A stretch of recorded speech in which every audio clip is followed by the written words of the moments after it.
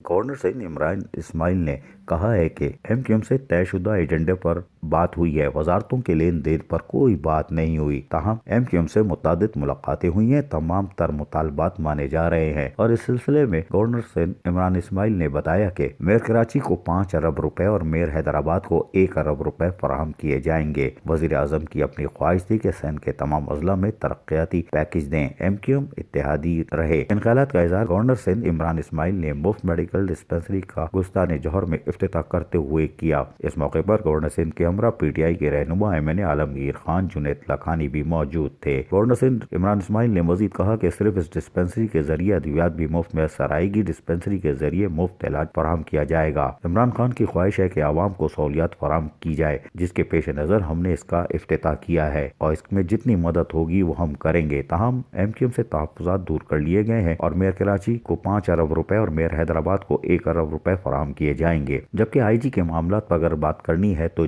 कर ली जाए, मामला आसानी से हल हो जाएगा। गवर्नर के ओहदे को डिग्रेड ना किया जाए। अगर चाइना कटिंग का नाम दिया जाए तो हम इसको पूरे शहर में करना चाहते हैं। ये 2 घंटे के लिए गवर्नर के ओहदे को डिग्रेड ना किया जाए। बादशाह गवर्नर सईद इमरान इस्माइल ने मुफ्त मेडिकल डिस्पेंसरी का बाकायदा इफ्तिताह किया। अजीज आरिफ, KBS बल्दियाती न्यूज़, कराची।